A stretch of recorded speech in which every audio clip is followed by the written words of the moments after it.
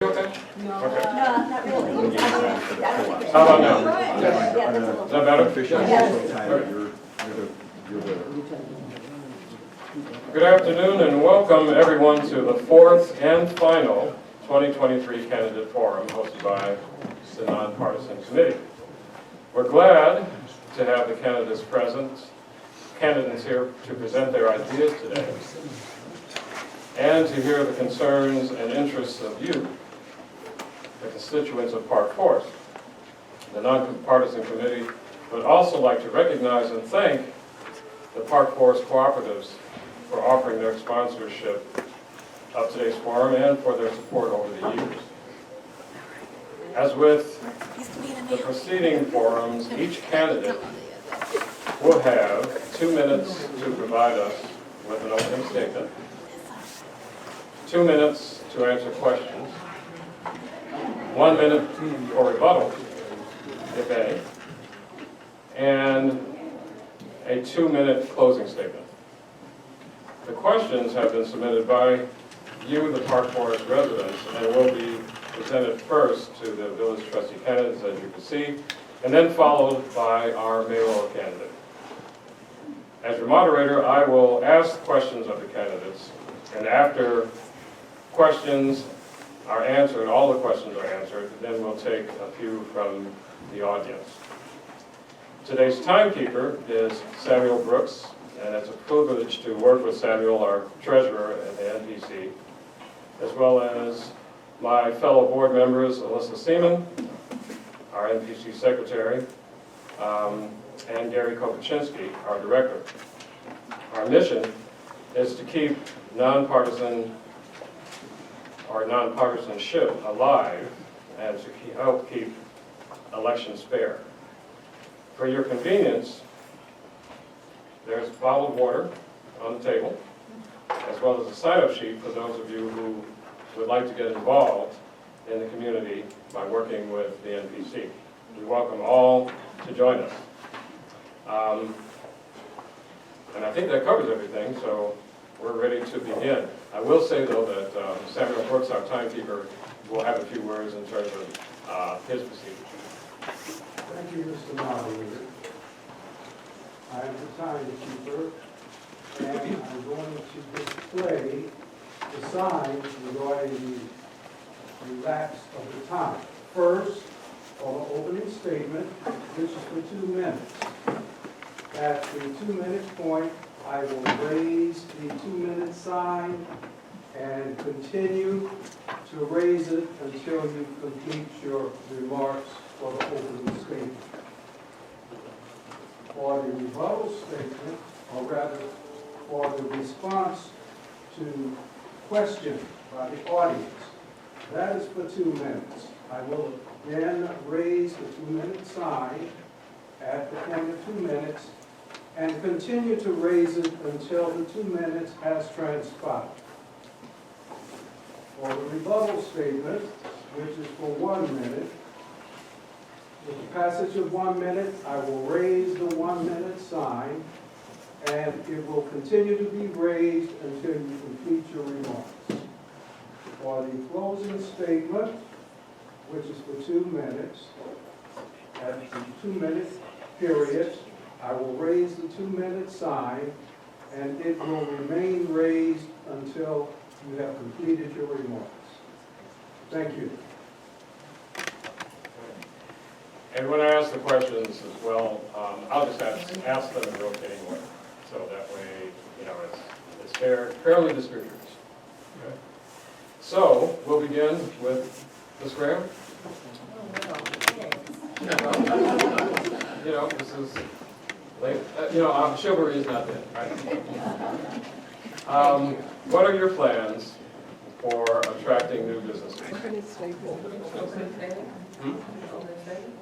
Well, there you go.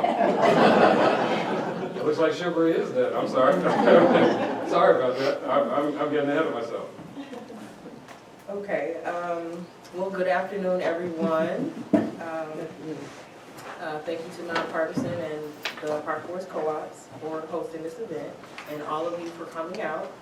My name is Tiffany Brown, and I'm honored to be sitting before you today as a candidate for a position of village trustee.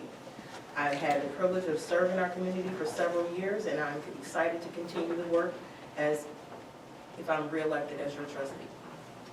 As a lifelong resident of Park Forest, I have a deep love and appreciation for this town and its people. I have seen firsthand the many challenges we face, but I've also seen the incredible resilience and strength of our community. It is in this spirit of unity and determination that inspires me to serve as your trustee. Throughout my career, I have committed to public service and community engagement. If you've been to any of the events, you see me at just about all of them, because that's what I do. I attend all of our events. I have worked in various leadership roles in our town's government, and I have gained valuable experience in working with others to find practical solutions to our complex problems. As your trustee, I will continue to prioritize the issues that matter to you most.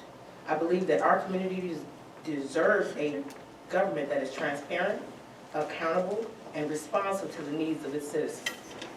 I will work tirelessly to ensure that our town's government is accessible to all and that our voices are all heard and represented in the decision-making process. I believe our town has an enormous potential for growth and development, and I'm excited to work with you to realize this potential. I will continue to work to create an environment that supports economic growth and development so that our local businesses can thrive and our citizens can enjoy the benefits of a strong, vibrant community. So I ask for your vote and your support in this upcoming election. I believe that together we can build a brighter future for our town, and I'm committed to working tirelessly to make this a reality. Thank you, Ms. Graham. Mr. Gladstone? I have known Park Forest for many years, and we have had elections run by our nonpartisan committee, and they have been wonderful experiences and have elected excellent people. I'm very proud to have been a trustee. I would like to come back to Park Forest in the government as a trustee again. I know the business of Park Forest, and that business has faced its difficulties, at times well, at times not. Now is the time where we need to have people involved. We need to go from section of Park Forest to section of Park Forest and ask the people directly for their input so that we know what we can expect from our community and how we can work ahead for the betterment of the community. I served as the board president on Cedarwood Co-op when we first started our family, when we lived in the co-op. Cedarwood was an excellent place for Park Foresters to get to know one another, to interact, to understand what it is to be in Park Forest, and to strive for better. I believe that now is the time to reach out to those same people to have their input again. We need to know how the taxes are being spent. We need to know that our government has enough to serve the people properly.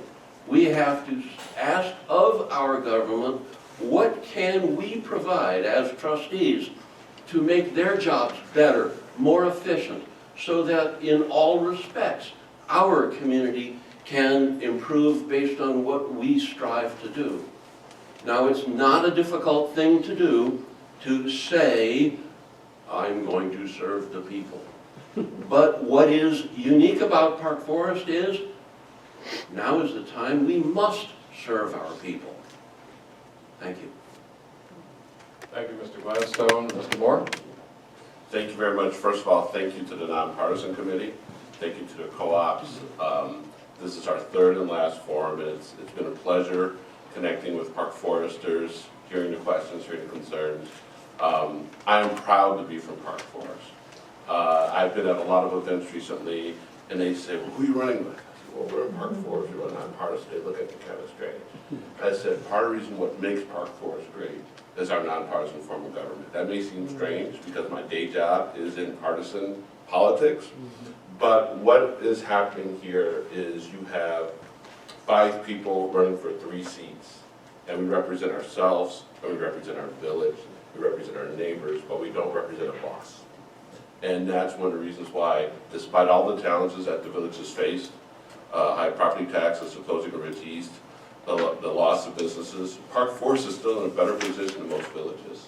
And that's why I'm running. That's why I'm running, is to uphold the values of the village, is to go ahead and advocate for the village, and is to provide the oversight necessary to make sure that our award-winning staff does a great job, make sure that they have the resources and the oversight and the support.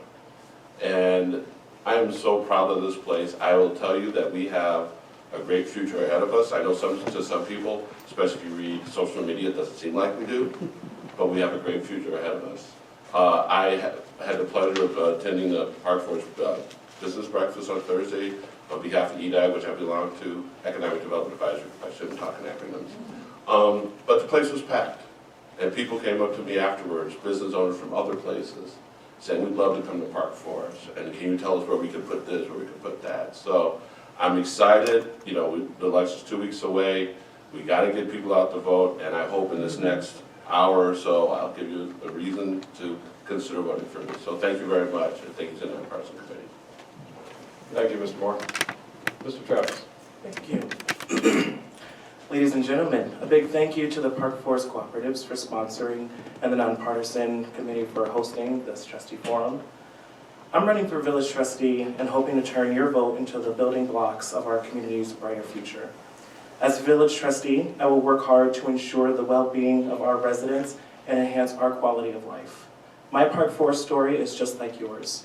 We share a love for this community and a desire to see it prosper. To that end, I'm honored to sit on this dais with such strong candidates. You know, we're kind of like the Avengers of Park Forest, minus the superpowers, but with all the dedication to protecting our community. I'm a dedicated fighter and supporter of public service.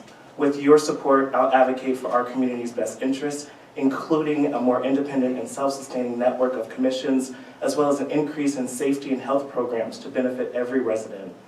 This can be done by working with the expert staff to analyze our opportunities and asking the questions that matter. Thank you for attending this forum, but to learn more about my vision for Park Forest, please visit joshuatravis.com. I look forward to this discussion and exchange of ideas. Thank you so much. Thank you, sir. So now we'll begin with the questions. Ms. Graham, what are your plans for attracting new businesses? Well, there's a little bit more. Okay.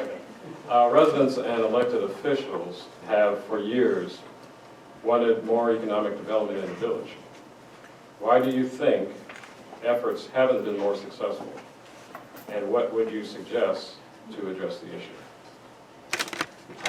Okay. So I will continue to support our Economic Development Department and our commission and provide support for the businesses that we have currently. That is one thing that I think that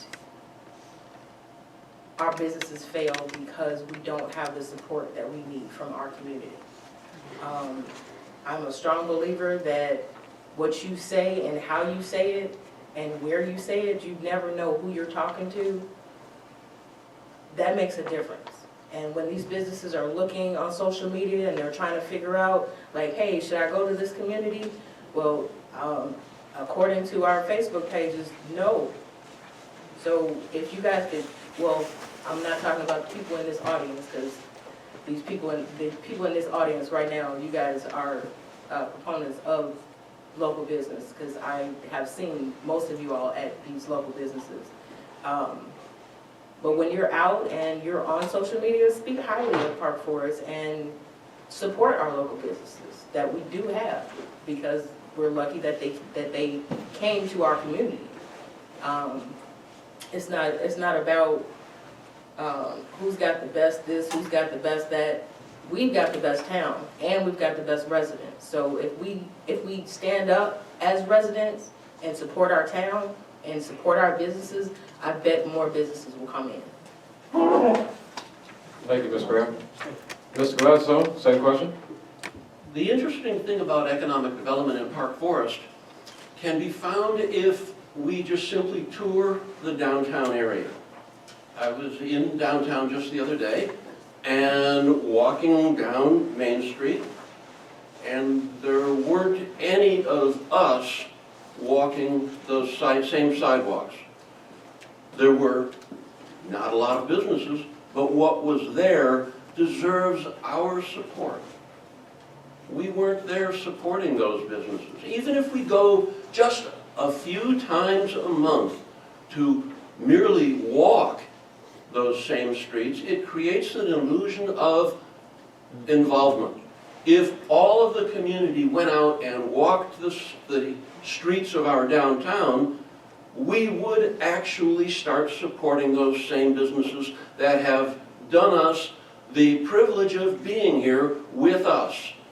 Now, I would like to form a mutual support group, citizens plus the businesses, to see how this committee could structure improvement that is beyond just what the village government may decide to inaugurate.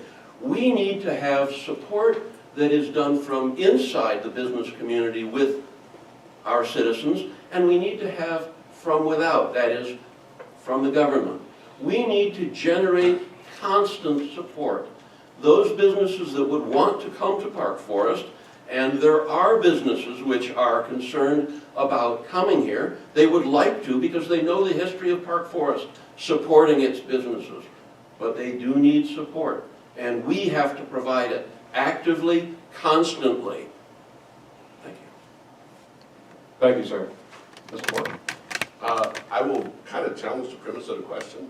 We are growing business at Park Forest. Sitting in the Economic Development Advisory Group, we oftentimes deal with incentive packages, and we're always talking about incentive packages that are intended to bring businesses here. So for instance, Auto Lab Express on the corner of 26th and Western, that's a new business. And realistically, how we got that business was by giving them an incentive package that included a payment in lieu of taxes. And I remember the negotiations because I was in part of them.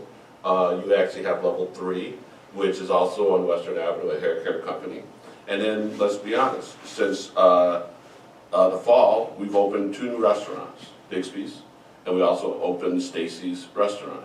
And the Bixby's property was a very fascinating thing because it was where we sold the property and we included an incentive package. So yes, economic development could do better, but I also want to push back on the premise because also, if that premise that we're not attracting businesses is here, why would anyone want to come here?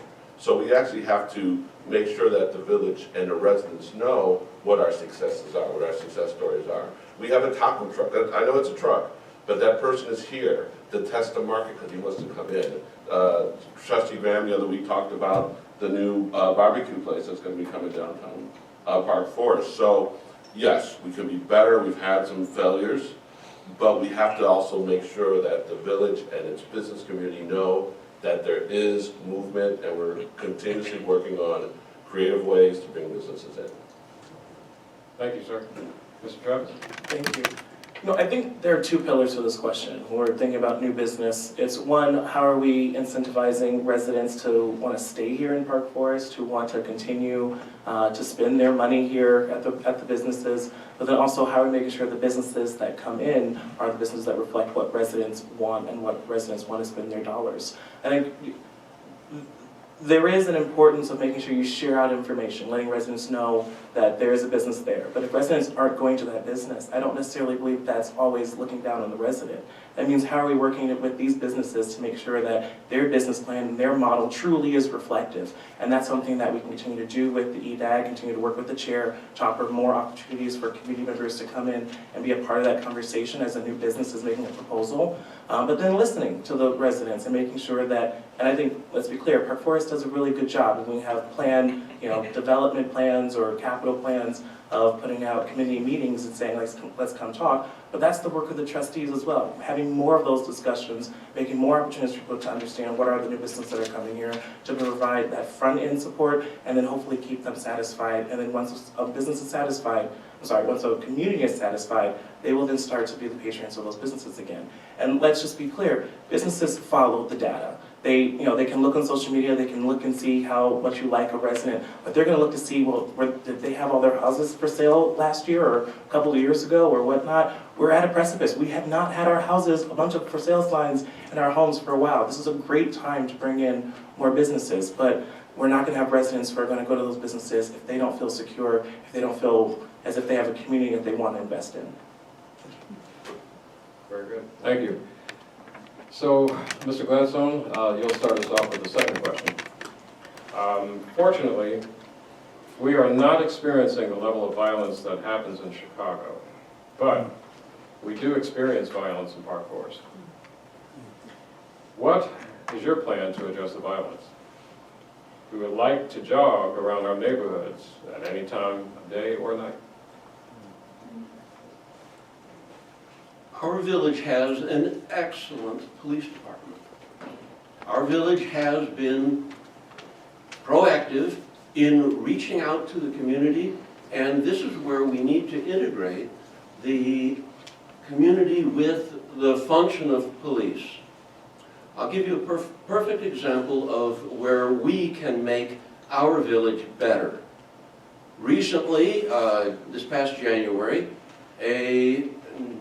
I believe it was 8 children were in a home that where they should not have been left alone. They lived in squalor, and this is where we need to look out for our neighbors and contact the police so the police can better serve us. We can always look for our police to react when we call them. And this is where we need to do more for them. We need to be our own best watch for what is taking place. They react intergovernmentally with all of the various police departments in the surrounding area. But for this very serious acts that occasionally do break out, we need to have the police interact with us. And this is what our function should be in terms of policing our neighborhoods. Being sure that what is there is appropriate. Watching out that our neighbors are safe. Contacting the police as needed. The police have integrated with these other communities and will watch out for us on a large scale. We have any number of different examples where the police have been called. There was a helicopter up in the sky just last night reacting, and they were there for us. We need to be there for our police also. Thank you. And just to clarify, what you're actually saying is getting the community more involved. Yes. Got it.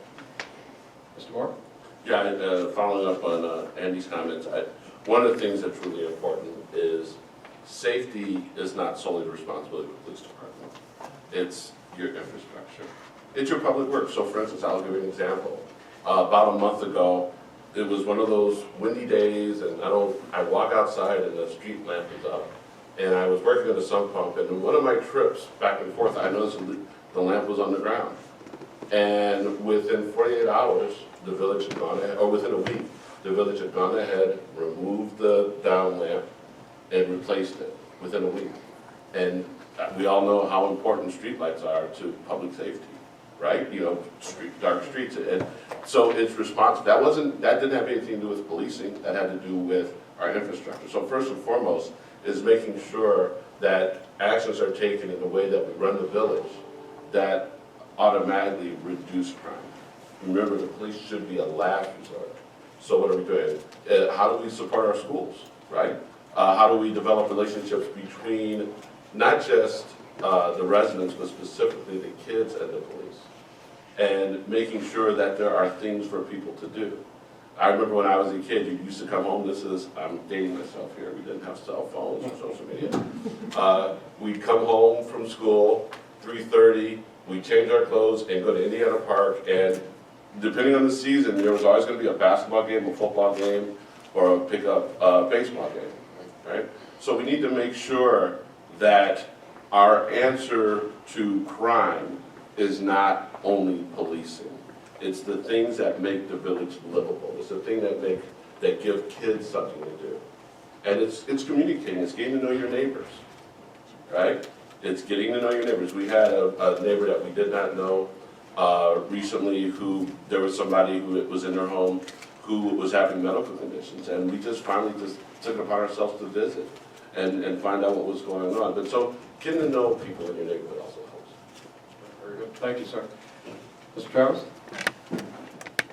You know, policing and crime, it's not just an issue in Park Forest. I think we are seeing that as a national issue as far as people feeling safe. And some things that can happen is we kind of think of a one-size-fit-all solution. And I don't always buy that. I think that individual agency, people's choice, and that's what that matters most of all. One thing I'd love to see are more ring alarm systems or video surveillance systems in front of every single home. And the reason why I think that's so important is because that's a great way of supporting our police officers and having a peace of mind for the residents. Unfortunately, there was a shooting at right across the street, at the neighbor right across the yard from mine. And I didn't even know. I didn't hear it. I didn't know there was a party going on. And again, I didn't know there was a party going on. It's a bit of a big yard between me and my neighbor, but didn't know there was a party, didn't know there was a shooting. Didn't even know the police officers were outside. Everything was going on, didn't know.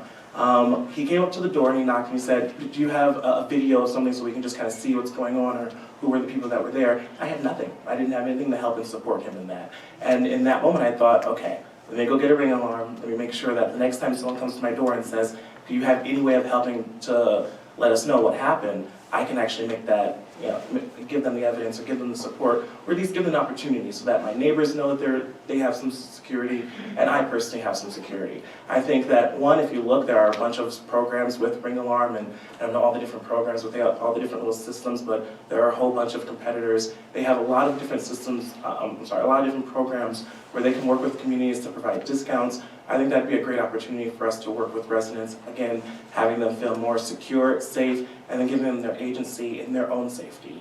And just one more thing about the youth and working with law enforcement.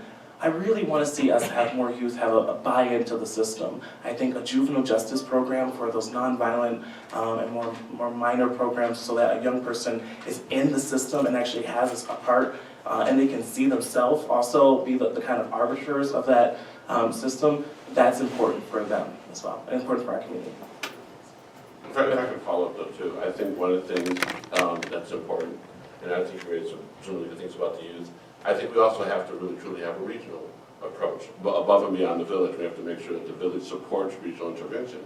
Gary provides a great service with E-News Park Forest. I oftentimes read the police blotter. And I would say over 50% of the time you see the person arrested, they don't live in the village, right? They're driving on Western, they're driving on the Chalk Trail, they're driving on Route 30. And so it's obvious that some of the crime that's impacted us is something that we really can't do.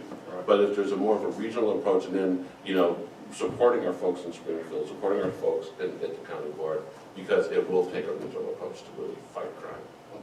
All right, thank you, sir. Ms. Graham?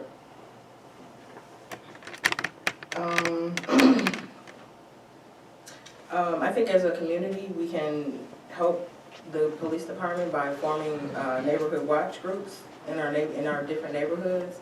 I know growing up, we had neighborhood watches, and we even had the little signs in the window that say neighborhood watch, we call the police. If we could bring that type of community back, that would help. And I'm a passionate advocate for public safety as it is, and I believe that by doubling our resources and providing 2 officers per neighborhood in our public-oriented police program, I believe that that'll provide a little bit more coverage. So if you can't get in touch with one of your officers, you'll be able to get in touch with another one of your officers. And I believe that way we can better address the issues in the community and keep our community safe. Thank you, Ms. Graham. So this next question, actually, as I look at this, complements what everybody is saying. Mr. Moore, are there plans to bring back neighborhood meetings? I promise you, this was not planned, but are there plans to bring back neighborhood meetings? They were held at various places. at local schools and churches. It took about 3 years to get through the whole village. Then it would start again. Well, I'm not yet a trustee, so I'm not privy to plans. But I would actually support the effort to bring Black neighborhood meetings, but also maybe reimagine them. You know, one of the things that COVID taught us was that we don't necessarily always have to be in the same room. Maybe there could be Zoom meetings, maybe there's some creative ways to do it. Obviously, as we talked about earlier, the public square that social media provides is not necessarily the best place to have those discussions, but we should definitely have more organized communication. Mom was telling me back when I was a student at Indiana school how there would always be meetings at the school about this particular subject or that particular subject, and she was sometimes pleasantly surprised by what she heard, sometimes she was really discouraged by what she heard, but these meetings, this level of communication was there. And I think one of the things that's really important, one of the reasons why I'm running, is it is important that we reinforce and strengthen the community in the village, whether it's by meetings, whether it's, you know, just supporting the students and various efforts. We need to come together as a community and not just rely on what I think is a great programming, great programming coming from the village, but residents. You know, what's funny, going back to really date myself, these nonpartisan forums we're having now, they used to be coffees in people's homes. I don't know if we can really do that now. There's so many, we know too much about other people right now, it might be scary. But we do definitely need to return back to becoming not just people who live in the same village, but becoming a community. Very good. Yeah. Thank you, Mr. Travis. I have to agree, you can't eat in everyone's house, so I would be careful there. But yes, I think community meetings are one, I think during the pandemic, I felt like that was kind of an opportunity where we could have gone outside and had meetings again outside with the public and continued them to go rather than just the online opportunity. And that would have been an innovative way of us still making sure that people are able to see each other, convene outside, but then utilize those large spaces that we have outside that we want to make sure people, as we continue to invest in, go out to, the parks and our different arenas. Our Freedom Hall and different concert location. One of the things I was talking about when I ran back in 2021 was that I wanted to see like a districts within the commissions, rather than commissions being all over, that there be areas where a commissioner comes from. And then some people were like, that's not the best idea. And so of course, it's not about what I want, it's about what we can talk about, what we can bring together as a community. So I had some other ideas of maybe there's a commission that is districtified. It's kind of like an executive commission where people from outside, executive commission are people in different areas just come from their represented area, but then we have other commissions as well that are still wide, that are still open. I think those are ways that we can continue to make sure that different places have a dedicated person that they can go to and talk to and support.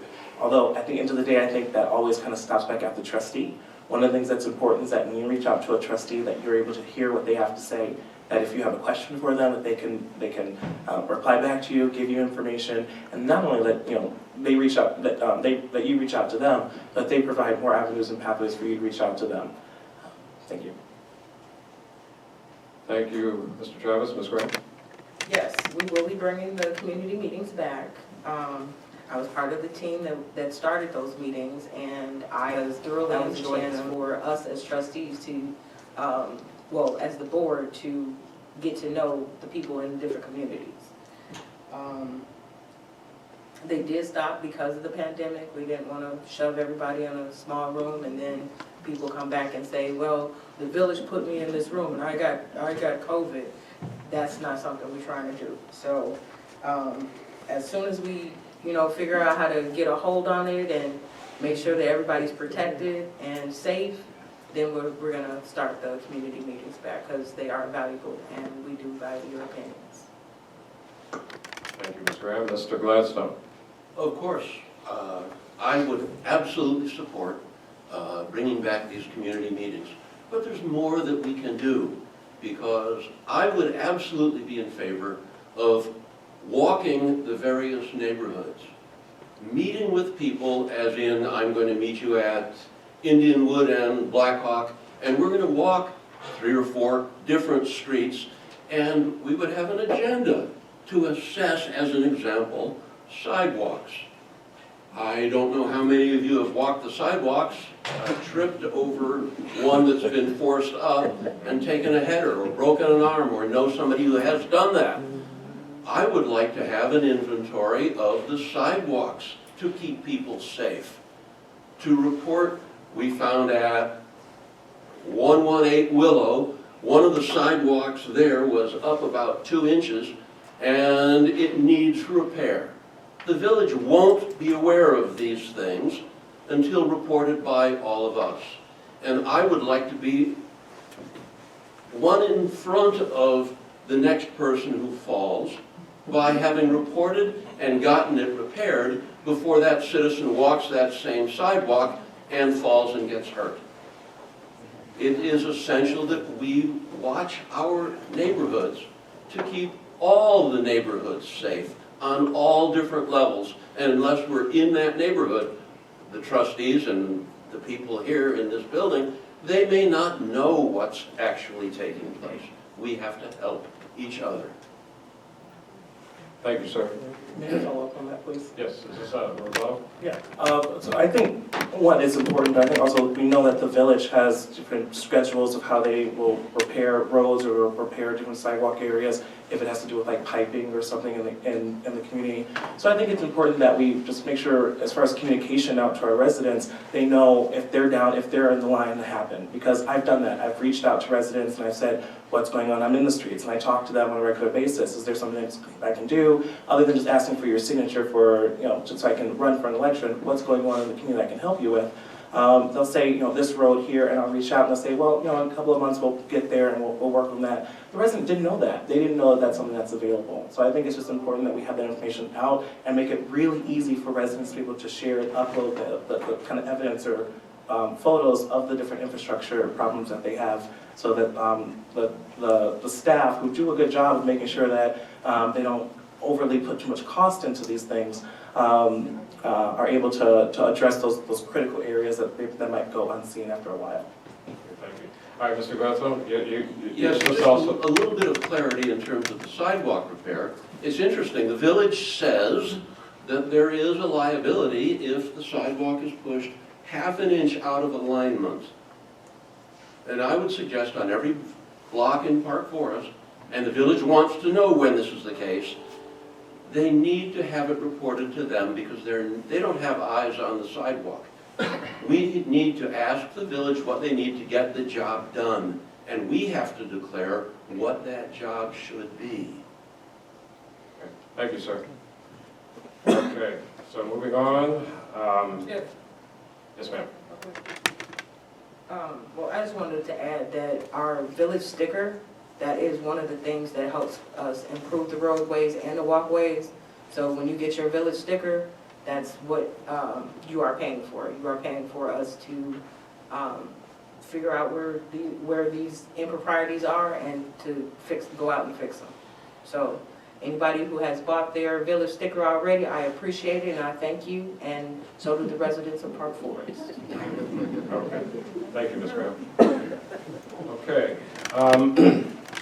Mr. Travis, should all new hires for village employment, speaking of police, fire, clerical, professional, etc., be required to live in the village? Good question. So I've actually asked this question to first responders, so to our police department, and one of the response they gave, and it was just the police department as to why they don't necessarily support like a home rule or not a home rule, a residency requirement, was that when you're in an area where you're policing, it can sometimes mean that your family could become a target and can be in danger. While I want to make sure that police officers are always reflective of their community, that they understand they are part of the stakeholders in there, I'm sorry, I've always got to make sure that families, children, people who are not police officers are always safe. That also goes to our fire department as well, who oftentimes have to do investigations into some of the issues that happen. So when it comes to first responders, I don't support a residency requirement. However, when it comes to other village staff that aren't first responders, I do support such a requirement. Thank you. Thank you, sir.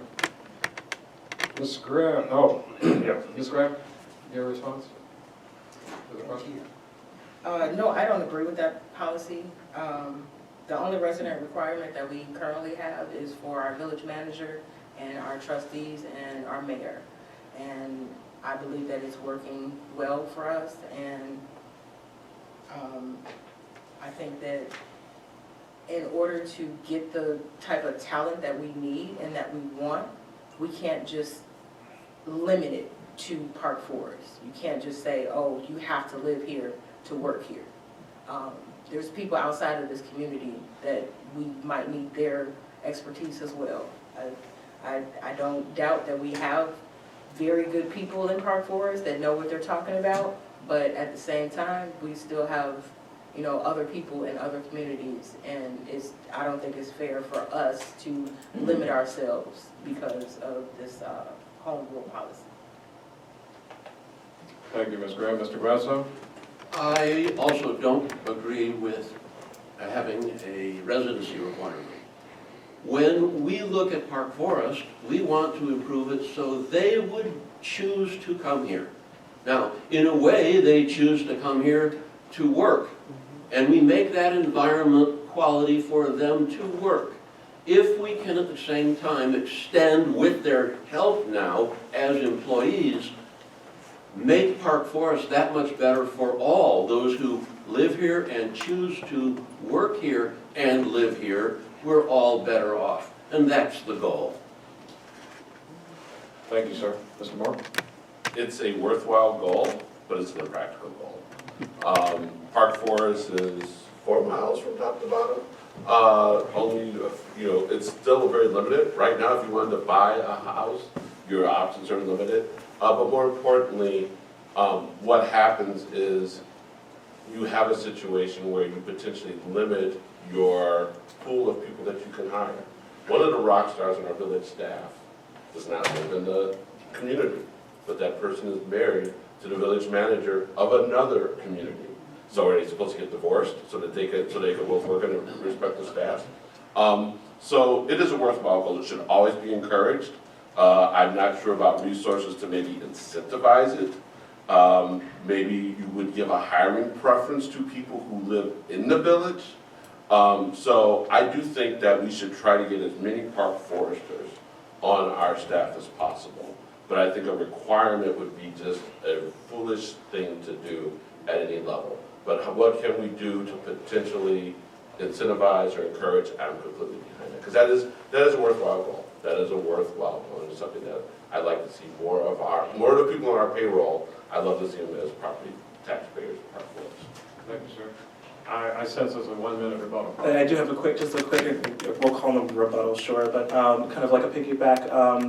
I like the idea of incentivizing, because I think that what you kind of provide is that opportunity to put kind of a structure in place. If you have any job where they say, we'll pay for you to go to school, well, that's great, and then if you were to leave before a certain time, they were like, okay, we have to pay that back. I think if we have people who we incentivize them coming in after they end their jobs, I think it would be really beneficial for them to also stay here. So I think that's one thing, and Benjamin Franklin said it the best, you're supposed to lead in a community where you then want to return to and be a part of. So I'd like to see where maybe we incentivize people to come here, but then also make it so that when they're done with their service here, that they also want to stay in Park Forest.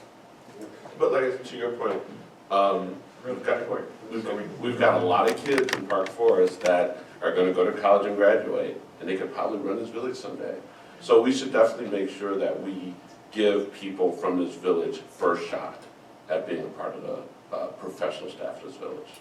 Understood. Thank you. Ms. Graham, should programs at Freedom Hall be priced higher for people who don't live in the village?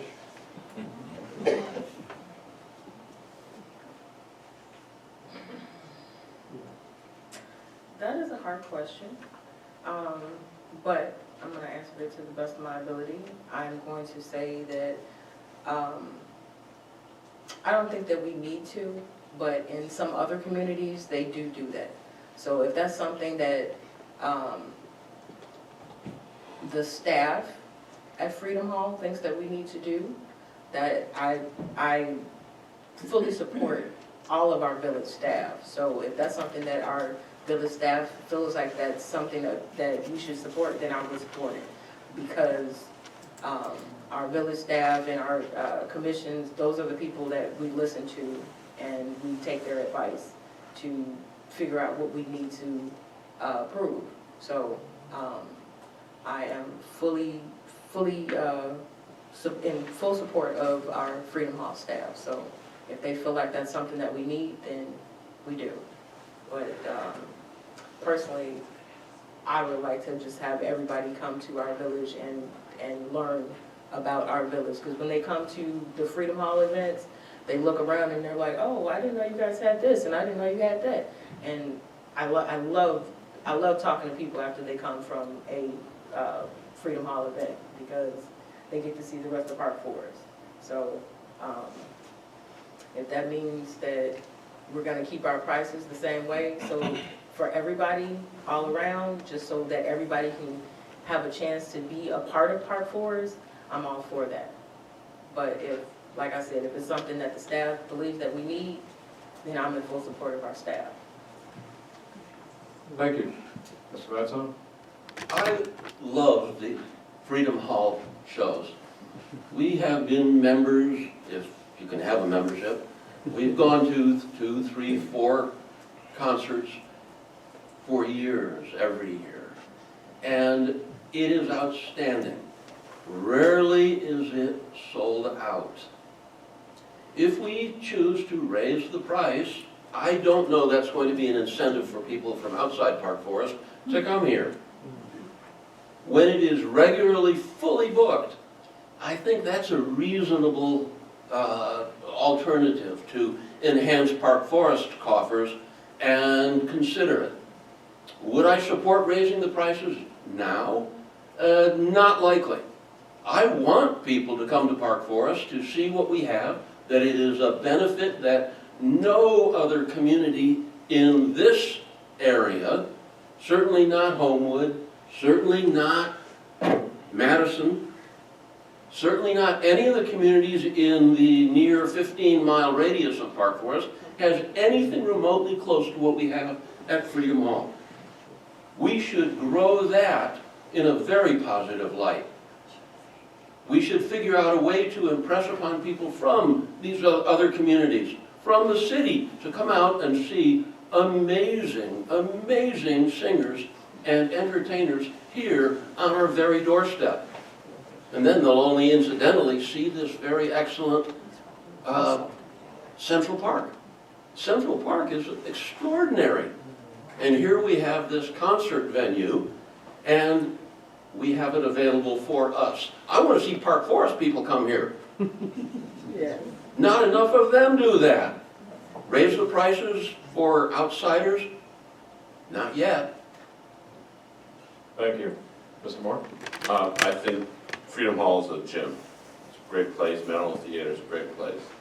And I would not want to do anything that would be potentially discourage people from out of the village to visit. So that's something that would be really important to consider. And I think where some of our energies may be better put would be trying to find a way that after you come to Freedom Hall, you visit one of our new eating establishments, right? That's a greater benefit to the village. Not charging an extra $1 or $2 per head, but maybe they'll go to Bixby's or Stacy's or the new barbecue place after they come, or before, right? So I think what we need to realize is that with Freedom Hall, we have a great destination. And we need to then make sure that the village maximizes what we get out of that destination for local business beyond Village Hall. Very good, thank you. Mr. Travis? Thank you. You know, Village Hall had an event just last night, and I know people don't know this about me. I might look super young, but I have a horrible back, like one of the worst backs ever. And so while I kind of was super excited for this jazz kind of blues event throughout the week, after going door to door, doing some campaigning, I couldn't make it to the event. I truly could not get off of my chair because my back hurt more than anything. And when my back hurts, I just get my heating pad and glad of Cabernet, and then I'll feel a little bit better. But what I went to go look, I paid for the ticket, and so I was like, okay, at least I supported. That made me feel good that I supported. One thing I wanted to make sure we can do, though, and I saw, is that they have memberships. And I think that's kind of a nice area where we can have that differentiation between a Park Forest resident and a non-resident, or how beneficial those memberships are.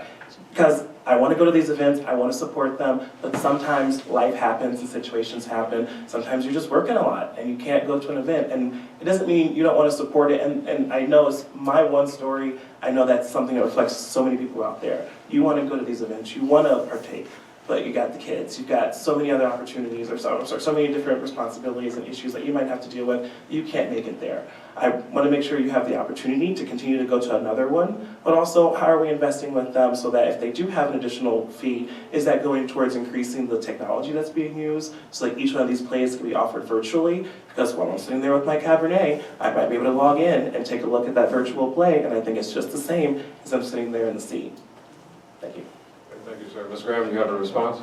So I just wanted to mention that last month we did have a concert, and it was Shining Star, and it was excellent, and it was sold out for the 2 days that it was there. Everybody that I've talked to about that event loved it and thought it was excellent.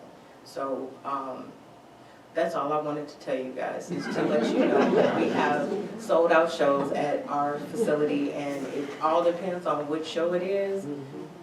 And yeah, we've got some excellent programming. Sure. And also, the new barbecue spot is called All Out Smoke Pit, and it'll be next to Dolce Badura in our downtown. Very good. Okay. No, I can keep all the stuff on it, the new Yeah. May I offer a rebuttal to that? Okay, and then we need to move on. Okay. Well, I'm sorry, but smoke pick at the ribs. That's just all. That's my only rebuttal. Thank you. That was a rebuttal. No, it was a rebuttal. Okay. All right. Mr. Gladstone, our farmers market is now a flea market. When will farmers be brought back in? I have not had the opportunity to talk with the people who run the farmers market. I've loved the farmers market. That they offer, hopefully, antiques. I'm not particularly a fan of odds and ends that people choose to sell, but I want quality antiques and the like brought in. Will only enhance that. As for farmers coming in, if they would grow good antiques, I'd be in favor of them. I have no idea when true farmers who actually grow their product will be there, but we'll look into that. Fair enough. Mr. Moore? Well, while that's a very interesting comment, farmer's market, it's agriculture, it's dependent on weather, rain conditions. I actually was visiting with some farmers last year at the farmer's market who actually grew their stuff in Park Forest.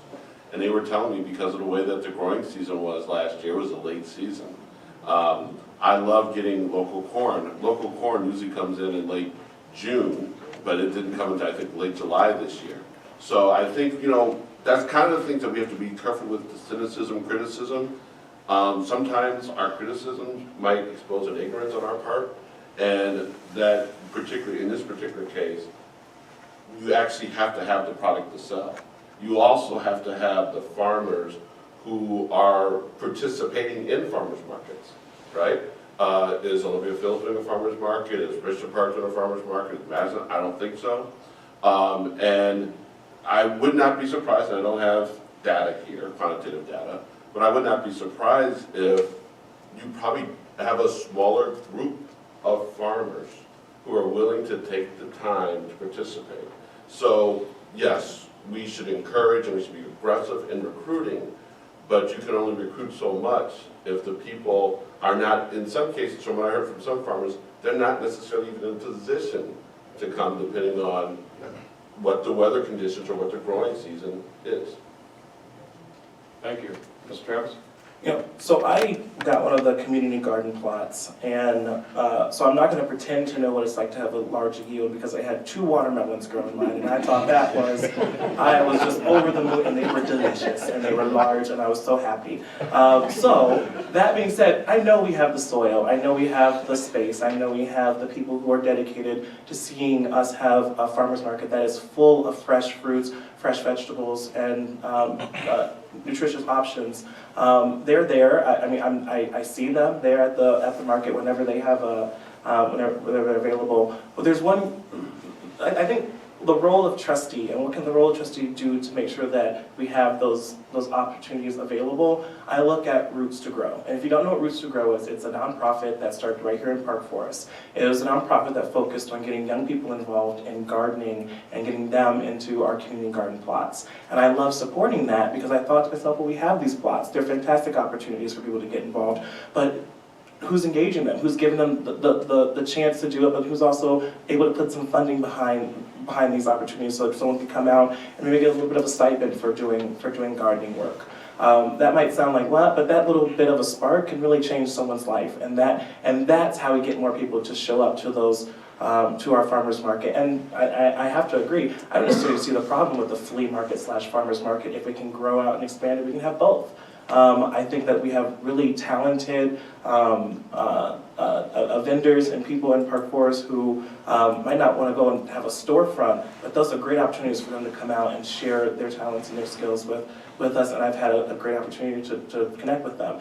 Now, just back to the harvest, I don't know how many of you guys, and I don't know the technical name for it, so please look up for it, but the beekeeping stuff, I know at one with the bakers, they have this honey. It's the best honey I've ever had in my entire life.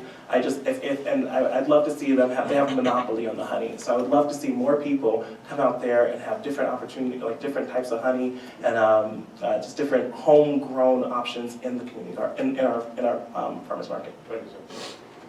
Ms. Graham? Okay, so our farmers market is not actually called a farmers market anymore. It's called Main Street Market. And that's because we have more than just fruits and vegetables at the market. It is a variety of things at the market.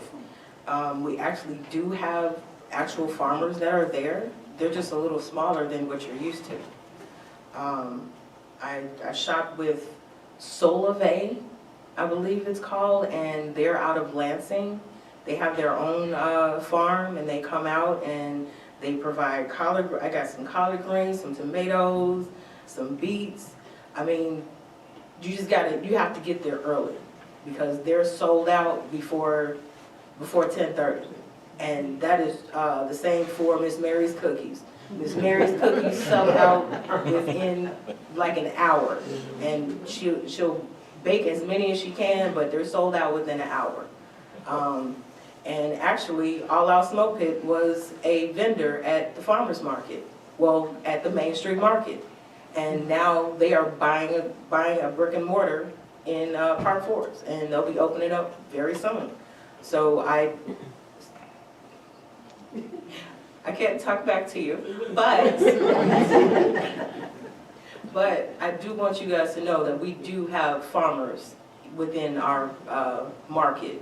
It's called a Main Street Market because it's not just farmers there. We've got more to offer. Like we got the chili, Flamin' Hotties. They got the chili. You guys love that. It's Dolce Badori. She's out there. She actually has a brick and mortar here, but she still goes out to the Main Street Market just to sell. It's a variety of things that we have at this market, and just because they don't have what you think we should have, just go and tell one of the vendors. Well, actually, you can talk to Victor Blackful or Margaret Lewis, and actually Victor is here today. So if you have anything that you would like to see in the Main Street Market, I am so sure that he would entertain your ideas. Okay. Thank you. And I do have a quick follow-up. I do think we send a very bad message if we dismiss the diversity of the farmers markets and flea market. In this very exact same form when we pleaded for economic development. You can't plead for economic development and then take an elitist attitude towards an open-air market that actually has been a great business incubator, as we've learned from All Out Smoke Pits, right? So I think what we need to do is if we can't say we want certain things and then go ahead and contradict it by being elitist. So I think that's an important thing to point out. Thank You know, you have to go, we're only about Flamin' Hotties, the chicken chili. You know, your rebuttals are quick, I appreciate that. For the people. All right, beginning with you, Mr. Moore. What can the board do to address the issue of poorly maintained houses and abandoned houses? Well, I mean, as far as the ones that are occupied, it's really making sure that code enforcement is involved, right? That's who's there, you know, who's there to enforce and make sure that if grass is not cut, if certain things that violate village ordinance, code enforcement's gotta be there. You know, one of the things, I am a jogger, as I think I told you before, by the way, running the Shamrock Shuffle next week, so just hope I finish during the day. But when I run, I oftentimes have to, as I'm running down the sidewalk, remember I don't trip, Andy, I will be running and then all of a sudden I see a car that's parked across the sidewalk. That's code enforcement's responsibility. So we need to make sure that code enforcement is doing what it needs to do to keep our houses up. And I think one of the things that's really upset me, and it's something that, you know, I would like as a village board member to dive into, is when I see abandoned houses, what's really upset me is when I see that green sticker that says it's not safe for occupancy. So, you know, we really have to do what we can to get houses off the market. You know, there's some good programs. We'll have to work with, you know, some regional, you know, Cook County Land Bank, and other sources to when a house is definitely no longer on the market but vacant, look for creative ways to get it out. I hate to see tear downs. I would like to see most homes being refurbished, repaired. And as we talked about before with residency, you know, find some ways to incentivize it. But we've got a great housing stock out here. We've got great communities. You know, as you know, one thing I've talked about, as I'm surprised hasn't come up today, we got to fight our property tax battles, right? We've got to fight that property tax battles because I bet you that's very closely tied to a lot of our abandoned homes. So we really have to work for solutions to really make Park Forest affordable and make people, or give people a reason to invest in their homes, or people to invest in potentially rehabbing homes that we have here. Very good. Thank you. Mr. Travis? You know, I think that this is another area where we have an opportunity to work not just with people who might be looking for trade careers or career changes where they can help to rebuild, refurbish, rather than tear down those homes. But it's another area we can work with our youth and get them involved. There are a number of grant and opportunities at the state and federal level that help get more young people, especially those who need additional resources or need additional support, into these type of careers and into these type of pathways. I think that that's a nice way we can help incentivize our vendors. I think if you look on social media, you have a lot of people who will say, I'm looking for this or I'm looking for that, and they're like home repair places. And I know I'm always in there. I see other people. I see village staff members as well, always kind of linking, well, here are the places that are official from the village. I think helping those, helping them out by having grant opportunities where you can give them funds and finances to help guide this, younger people or people who are looking for a change in their career, to help rebuild some of these homes would be a great way to have these homes come back out and be able to go into the market and hopefully be bought.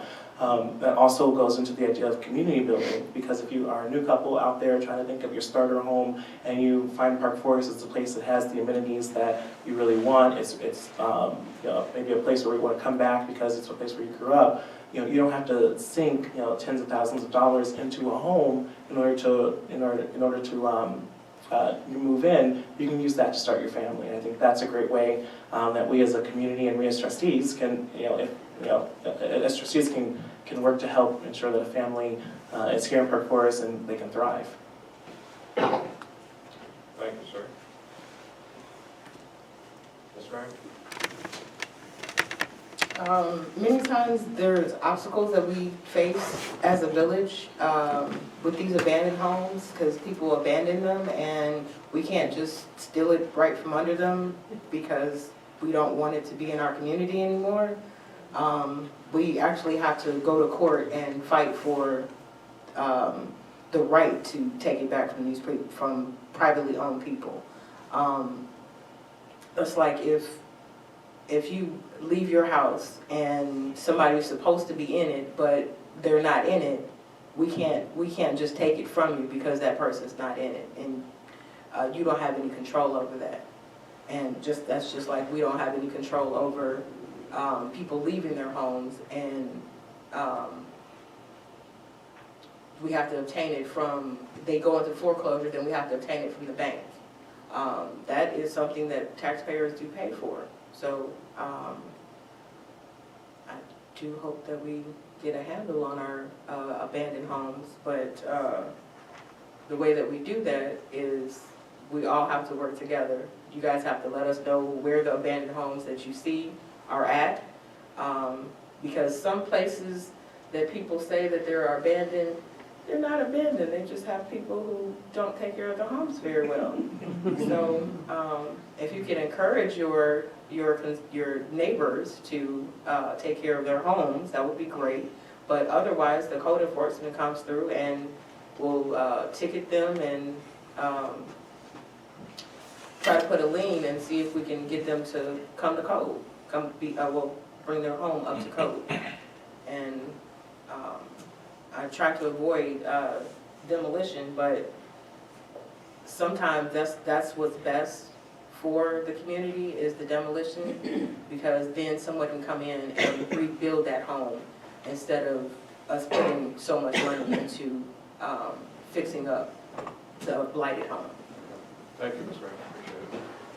Mr. Gosnell? We've had a serious problem with our housing for a good number of years, and we need to figure out a way where those same homes can get back on the tax roll.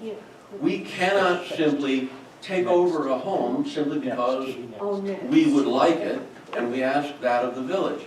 The village frequently doesn't even know that there is a problem with a given home. That's where, again, the community comes in and advises the village there's a problem with this house, whether it's through maintenance, simply walking away from it.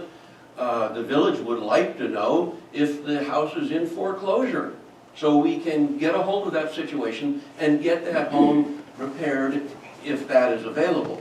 We are, let me get this right, we have available right now the South Suburban Trades Initiative, where we are working with Prairie State College and their trade rehab program, where they ask that these students or people who are getting re-educated so they can get back into the workforce, go into these homes that are derelict. They repair them, they do the electrical, the plumbing, whatnot, so that the house now can be sold as a viable home and get back on the tax rolls. That's what we really need. We don't need homes demolished because they're not on the tax rolls. We need homes renovated, brought up to code, and have people come in, buy them, and so they are now paying taxes to help all of us. That's what we need to strive to do. Thank you, sir. Okay, so we only have a few more questions, and this last question actually is for you, Mr. Travis. And it seems to be more of a clarification of something that you had mentioned the last time. So I'll read it to you, and if you can respond. And then there are a couple other questions, actually from the audience. One's for you, Ms. Graham, and then looks like one is for me. So we'll see how that works. Mr. Travis, at the last forum you said that the commissions should be able to choose their own members and that they should be paid. Commissions are adversary to the board, and the board is elected to make decisions. Are you promising paid positions to people? Where would this money come from? Absolutely not. And I'm sorry. Oh, I'm sorry. And how would these positions be paid? Absolutely not. No. What I suggested was that there be a stipend for individuals that want to go into the commission, and I thought it'd be important that there be a stipend for the work that they do as far as going out door to door to connect with the community. I think that's actual labor that's done, and that's important that you offer that as an opportunity, a fair opportunity for someone that goes out. Commissions do get a little bit of funding that is already built into a budget for them. I'd like to see how they would it doesn't really matter what I want to see at the end of the day. I'd like to understand what commissions would like to do more within their own budgets, within their own structure. An independent commission and one where they can go out and recruit their own members, that's something that benefits everyone. I don't see them as adversary to the board. I see that as a major support to the board. I don't think that it's possible for every board member here to address every single concern every time that it's brought forward. I don't think every board member here can go to every single event that happens in the community. But I think it's important to provide a stronger system so that more people who want to be involved can be involved, and when they are involved, that they don't feel as if their time is being wasted or if their talents are being wasted, that they have true agency in their own, they have true agency in the decisions that they make, and that they're not just part of a system that's going, that's kind of that's just taking them along for the ride. I think that's how we ensure that we have a system that's reflective for everyone. And again, I'm always hearing how we want to make sure we get more people involved into our system. We never really talk about what are those actual steps that have to take. I believe that in making sure our commissions are stronger and that the individuals who are in the commissions have their passions, and their passions are being validated. That's the way that we build our community. So, and as far as paying for it, again, I'm not going to say I know exactly where that would come from the budget. What I would say is that the commissions already do have a budget that they get from. I think that part of that budget can go towards community outreach and a small stipend. Thank you, sir. Okay. Ms. Brown, this question is for you, and I'm reading it as it's written. This question is for you as the only incumbent candidate. Does the Park Forest Village Board of Trustees have an electronic, in parentheses, attendance meeting policy? Who wrote the policy? And what are your thoughts about the purpose that this policy serves? What was the problem it is designed to address? So I kind of need a little bit of clarification on that, because electronic attendance, does that mean via Zoom or by phone? I don't know. Yeah, the person who wrote this question, help us. Well, in any case, that started with the pandemic. When the pandemic started, the governor actually put that in place, and we've been following suit ever since. Fair enough, that's great. So now, we actually started with you, Mr. Travis, because it was a single question, but as it goes, do you mind starting us off again? If elected, how hard are you going to lean on School District 227 School Board to give the Village of Park Forest answers to the future of Rich East Campus? So if elected, one of my core goals, and I talked about this before, it's building a coalition, and that's the biggest thing that we can do. What happens in Park Forest, other areas are not immune to it, and making sure they understand that is one of the most important aspects to ensuring that we have a joint voice in advocating to 227. You have to look at it, it was ultimately a political decision at the end of the day. I mean, we're the ones, we're not off the highway. Our facility is not the newest, it can't be easily transitioned into something new. So it was a political decision at the end of the day. And in order for a political decision in order for you to have any weight in a political decision, you have to have power behind it. And I think it's kind of obvious, Park Forest, we tried. I think Park Foresters tried.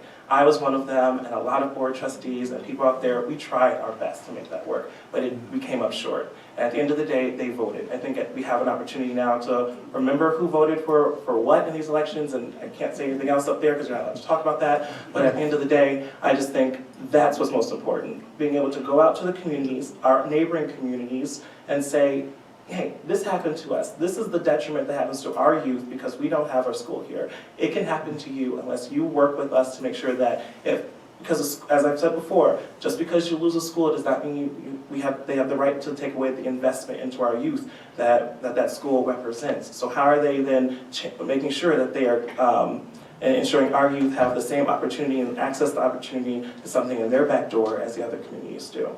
You know, again, that's not something that I can do alone. It's required that it's something that all board members, and again, I think this is where commissions come super, super important. They're the ones that can be right there on the ground, helping to do these task force and committees, working with the school board. Because it's not just going to the school board and yelling at them. It's going to the school board with a plan and an action and saying how they can be part of this. And for the most part, you know, you do have some members on school boards who say, okay, if you come with a plan, okay, let's talk about how we can do this. But if you don't have a strong voice behind you, they're not going to listen. Thank you very much. Ms. Graham? So I was on the board when 227 closed down Rich East, and like Mr. Travis said, we went to extensive meetings and we talked and talked and talked. They listened and sounded like they were, you know, receptive to our conversation, but at the end of the day, that is the school board and they make their own decisions, and we can't do anything about their decision. But we can, as a community, vote for the right people. We need to vote for people from Park Forest who represent Park Forest on the 227 board. If we have proper representation, the way that the other communities have, we can get more things done for Park Forest. Thank you. Mr. Gladstone? I graduated, as did all my family, graduate from Rich East. And we were sorry to see it go. Here are some very interesting facts that have not generally been publicized. First of all, it currently is estimated it would take $96 million to renovate Rich East campus as it sits. To tear it down and build a state-of-the-art school would cost approximately $100 million. The District 227 is currently raising grant money, and it is estimated that with all of the grant funds they're going to gain, the school district will not spend 1 penny of its own money, therefore us, the taxpayer, on that renovation. Now, another influencing fact is that the youth population in Park Forest is dramatically declining. Look at your streets. Do we need to have an independent school for Park Forest because we would like it to be the way it was? And Rich East was one of the best high schools in the entire country back in the day. That day's gone.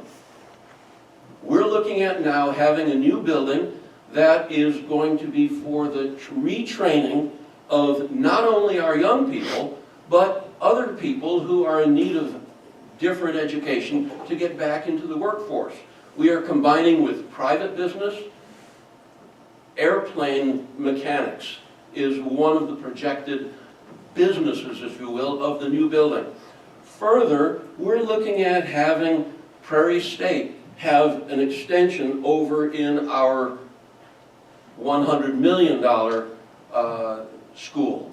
We're looking at being able to look into the future to help all the people for all its needs, not only Park Forest, but Homewood, Chicago Heights, Tinley Park, having us as a facility for them. Thank you, Mr. Gladstone. Thank you.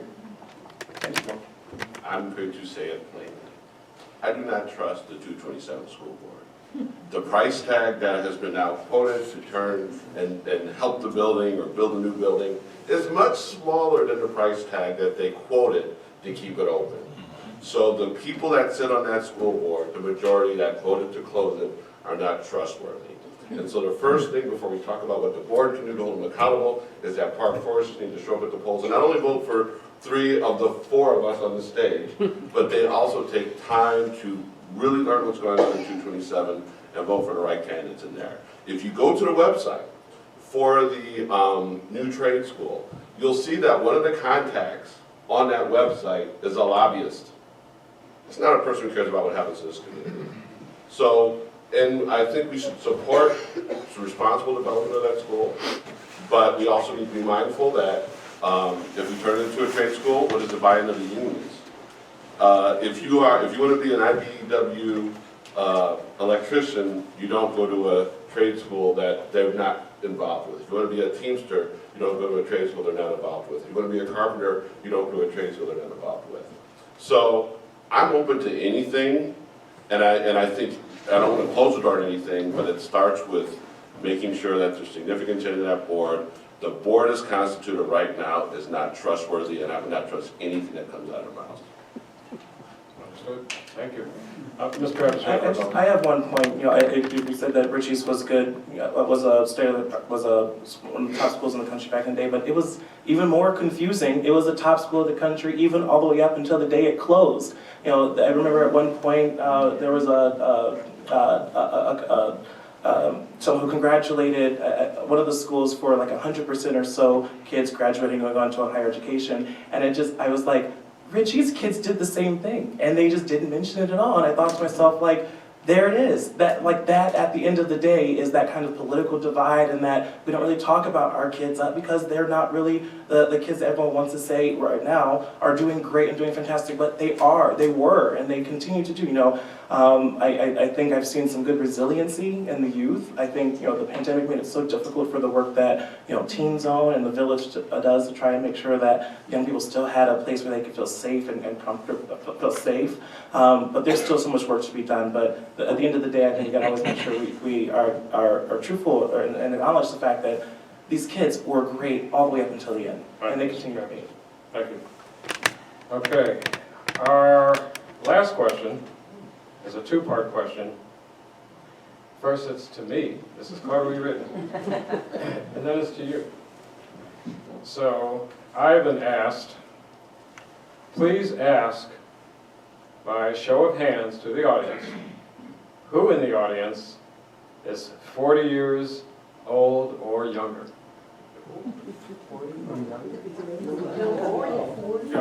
40. You got one person. One person? Okay. All right, great. So now, the question to you, candidates, and Ms. Graham, we'll begin with you. We always talk about programs for the youth. How can we believe you when you can't get them to show up for these forums? They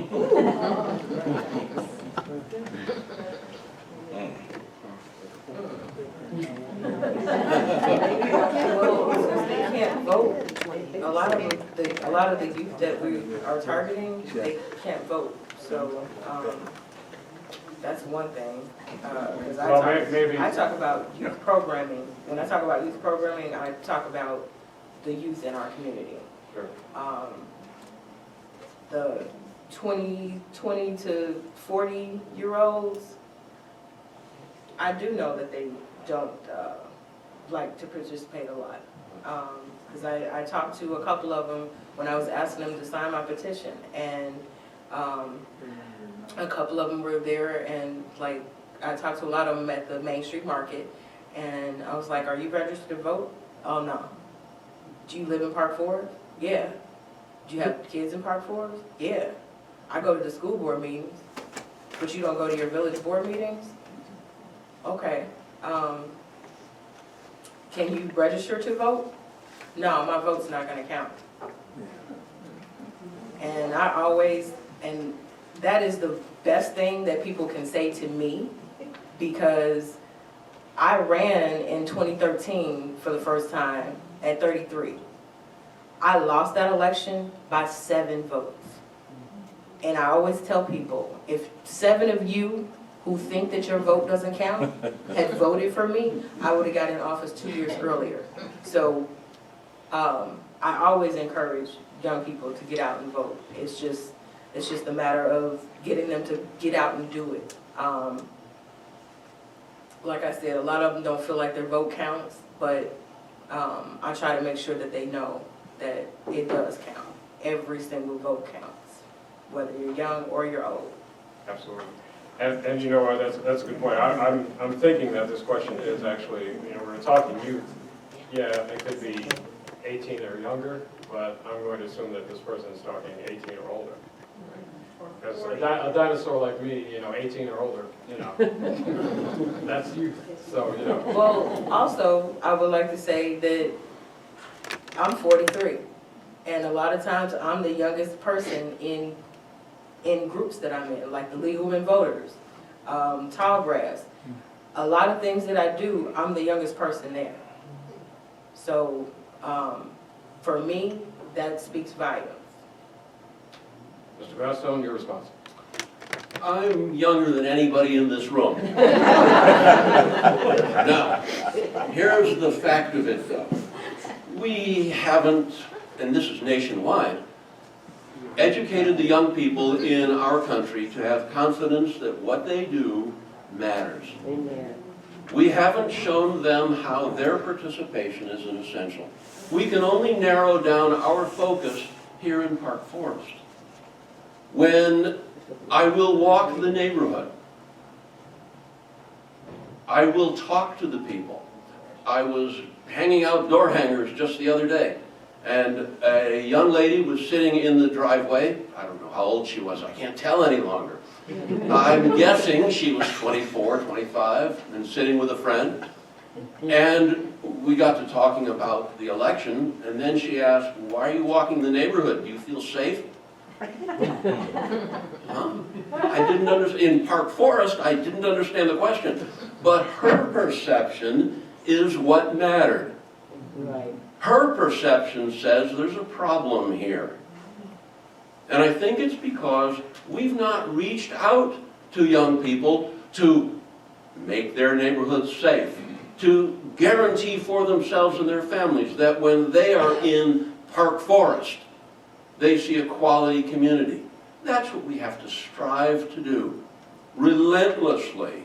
If we fail this week, next month, next year, we still must reach out to people to try. The improvement of Park Forest is what matters. That's why we're running. We have no other reason to sit up here and say, "I want to be a trustee." I'm safe here behind this desk. But if she believed, and she did, enough to say that she was cautioning me about walking my own streets in Park Forest, we've got a problem. And that's what we must address. Thank you, sir. Mr. Martin? Just like Trustee Graham, I'm often the youngest person in the room, and I'm 54 years old. I'll never forget, recently I was asked to be on the Young Professional Host Committee for a fundraiser downtown. And they said, "Would you be on the host committee?" I said, "As long as at 54 years old, you call me a young professional, I'm going to be on that host committee."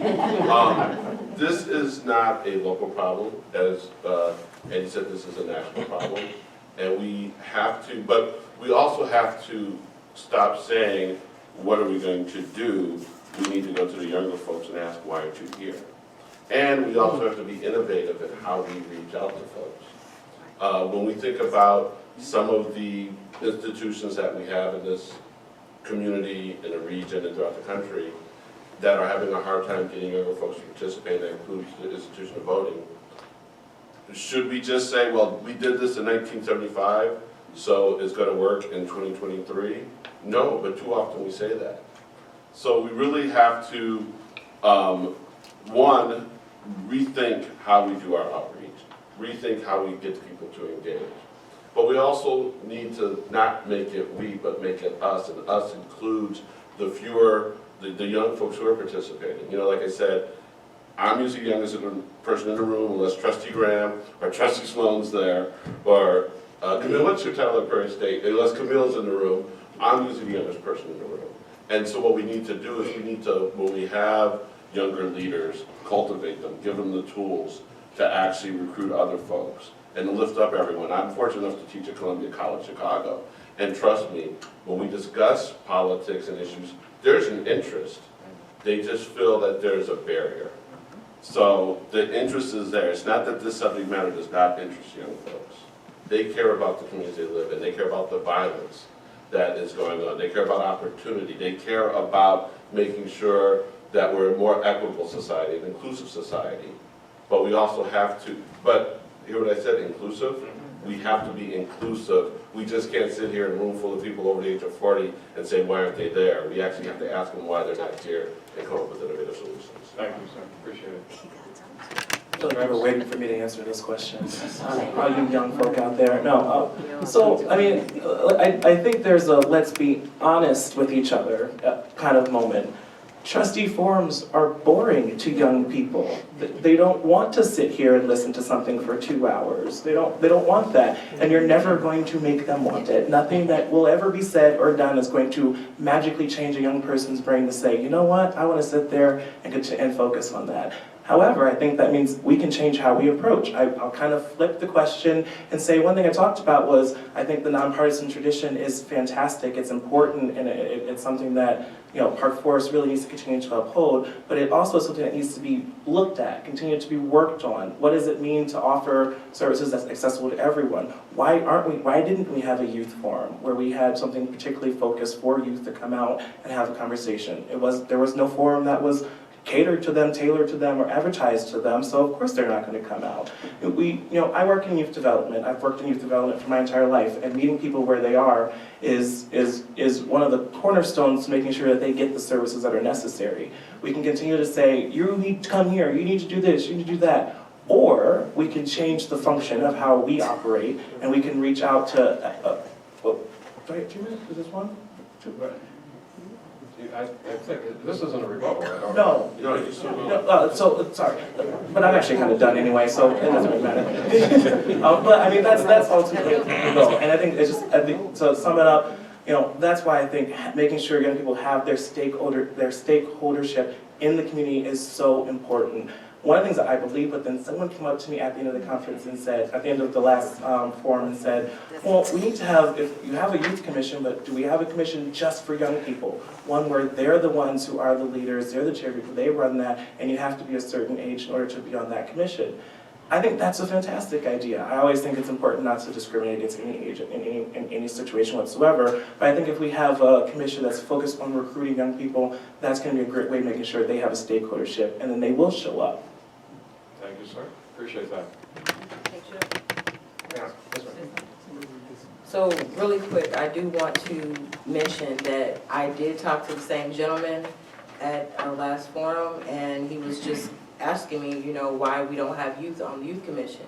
We've tried to have youth on the youth commission before, and they join, and then they come to a meeting, and they sit there for an hour, and they're bored out of their minds, and they don't want to participate anymore. So I decided that I was going to ask our village manager if it was okay that we offer them an incentive to come and be on our youth commission. And the incentive is credits at school.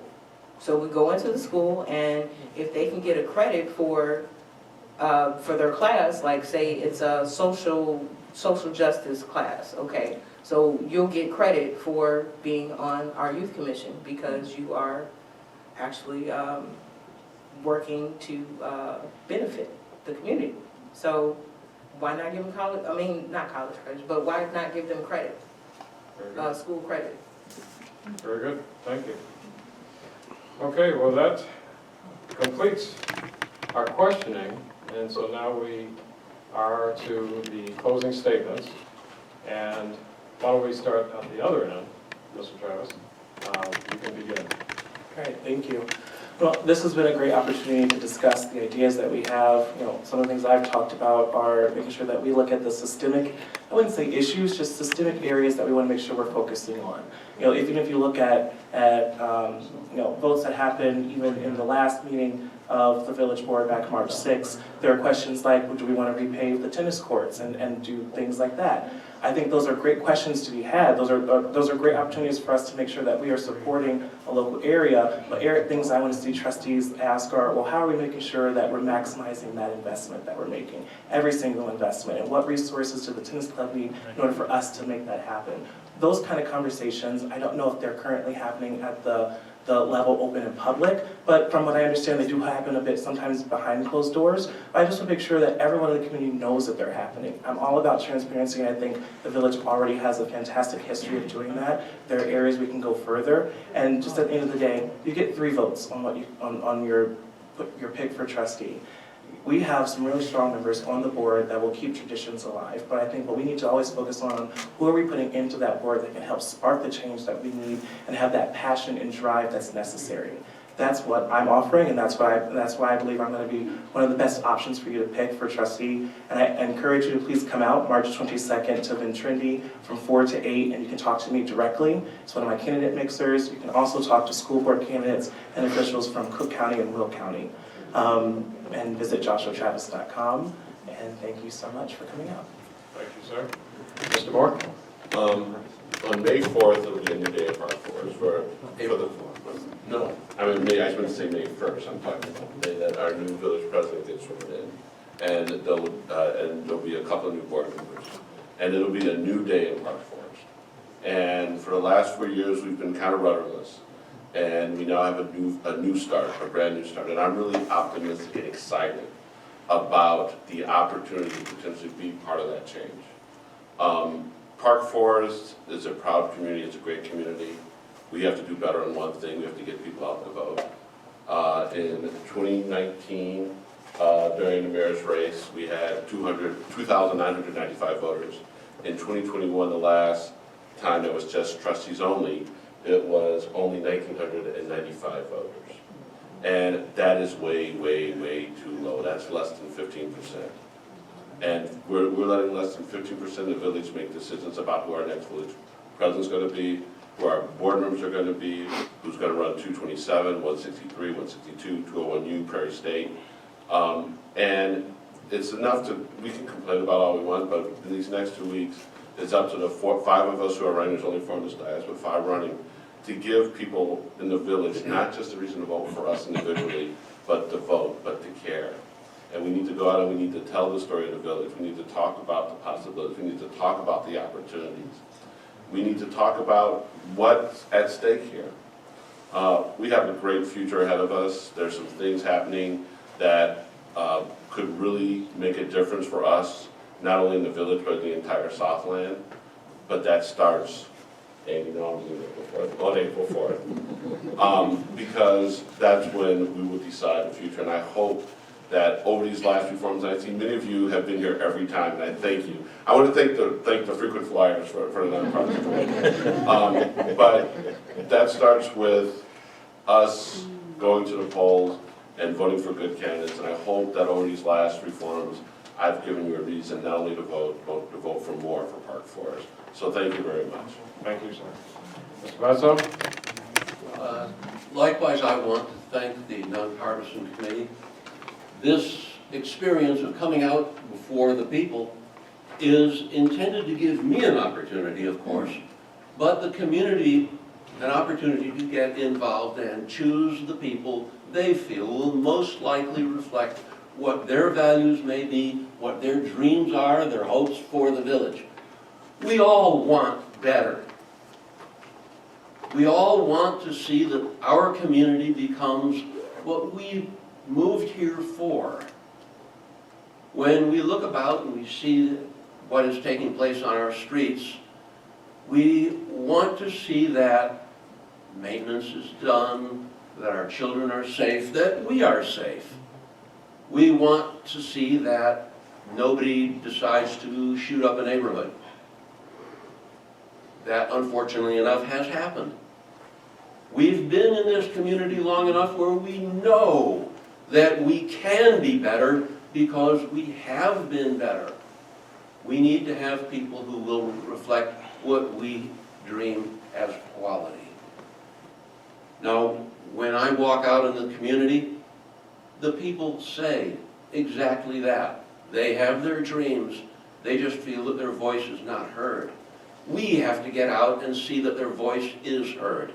It's imperative for us to become a community of quality, of seeing that what we dream can become a reality. We can't maintain the status quo, and that, I believe, is what we are all trying to avoid. We are going to make Park Forest what it should be, that fine place we moved into a long time ago, whenever that was. For me, it was a long time ago. But I wish to thank all of the people who would support me, Andy Gladstone, for trustee, because I will do everything I can to support you. Thank you. Thank you, sir. Ms. Graham? Yes. I want to thank the nonpartisan committee and Park Forest Co-op for hosting this forum, and all the residents who came out, the frequent flyers, and everyone who's watching at home. As I mentioned before, and in my candidate statement, I am a Rotarian, to heart.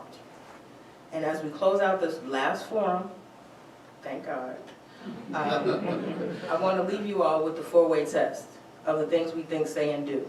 This test consists of 4 simple questions. First, is it the truth? We must always strive to be truthful and honest in our words and actions, for only then can we build trust and credibility in our community. Second, is it fair to all concerned? We must ensure that our decisions and actions do not unfairly advantage or disadvantage any particular group or individual, but rather promote equality and justice for all. Third, does it build goodwill and better friendships, to build positive relationships and foster a sense of community and cooperation, even in the face of disagreement or conflict? And fourth, will it be beneficial to all concerned? We must consider the impact of our decisions and actions on all members of our community, and strive to create outcomes that benefit everyone, not just a few. By adhering to these principles, we can build a stronger, more united community that works together for a greater good. Thank you. Have a great evening, and don't forget to punch number 5 and vote for Tiffany Brown on April 4th. Can we give all of the candidates a round of applause?